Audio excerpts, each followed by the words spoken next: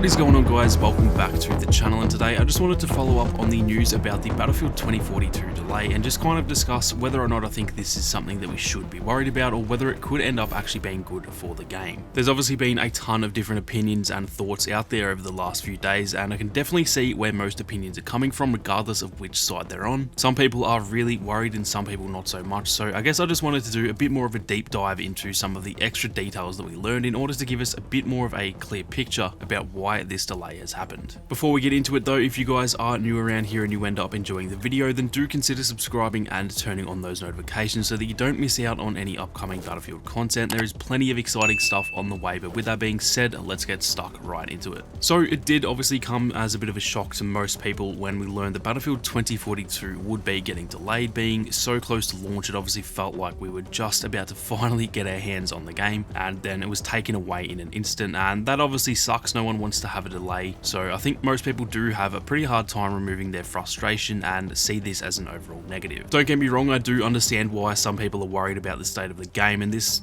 obviously makes them nervous and all that kind of stuff. I do get it, but I personally think this has been a little bit of an overreaction in terms of whether this will impact the actual game itself. Most people seem to be running with the narrative that the game is now in shambles and it's just completely broken and the launch is going to suck and all these kinds of things, and that is the easy conclusion to jump to when you don't really put much thought into it. That is pretty much the first logical thought that anyone has. With that being said though, there are countless reasons why the game could actually be delayed, and they don't have to be such doom and gloom reasons like everyone's making it out to be. On Twitter over the last couple of days since the announcement, many of the developers have actually tweeted out their thoughts or reassurances, and these do offer a pretty good insight into why the game has likely been pushed back, with a lot more evidence and reasoning behind it than, random people on Twitter just blurting out the first thing they think of while having no experience whatsoever in the gaming industry. NATO, who is the senior UX designer on the Battlefield franchise, went on to sum it up pretty well, saying, "Developing a game from home was easier than I expected. Releasing a game from home was a lot harder. Not being able to get that let's get shit done atmosphere you get at the office is tough, and it makes it a lot harder both personally and as a team. Now let's get shit done." It's easy for us to forget that this is DICE's first ever launch in these circumstances. They've never once released a game during a pandemic, and so when everything was going well early on, even though they were working from home, they clearly would have had no idea what to expect during each phase of development.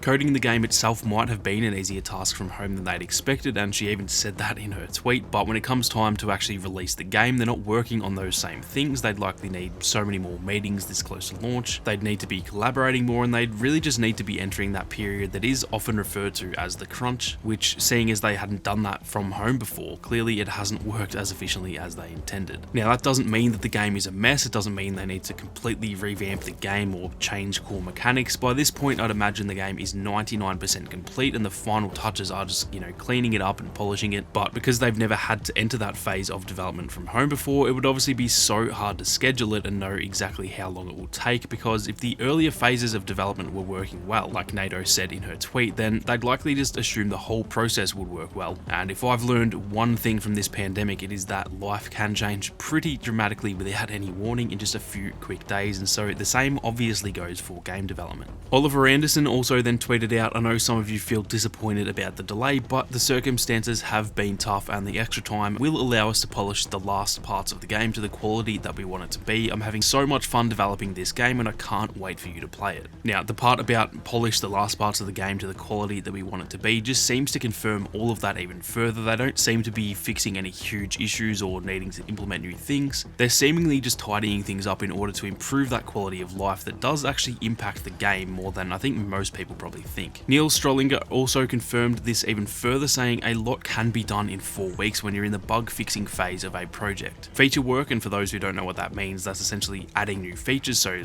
adding new specialists, new weapons, stuff like that. Introduces new bugs, requires testing and balancing, and possibly more iterations. Bugs can be fixed quite rapidly as they usually don't introduce more work. It's gonna be good, we are so close. That right there was probably the most reaffirming tweet I've seen since the delay, in all honesty. The fact that he confirmed they are in the bug fixing phase of the game, and that it's a much easier process, hence why only 1 month is needed to work on it. That all makes sense to me, and it does seem like a logical reason why they would want to delay the game. Now, someone replied to that tweet pretty much saying that that's exactly what they said about Battlefield 5, since that game was also delayed by a month and it still launched as a complete mess. And Nils replied to that tweet by saying, "It is a fair comparison, but we were in a different phase during Battlefield 5 when it got delayed. It's okay if you don't believe me, just know that I'm very optimistic and I've worked through quite a few releases already." Again, he could just be saying these things to keep us optimistic or just to do some damage control or anything like that. None of us actually know for sure whether any of these tweets are telling the true story, but until I see something that leads me to believe the game is a mess, I do tend to believe these types of comments from the devs, and everything that has been said does add up and reassure us, or at least me personally anyway, that things are going well and that they just want that extra month to make sure the launch is as good as it can possibly be. This is a huge game for DICE, arguably their biggest and most important title release since the inception of the company, and so I think it does make a lot of sense that they want to get things right and guarantee that the launch goes well. And if they need that extra time, then I'm all for it, as much as it does suck that we have to wait for it.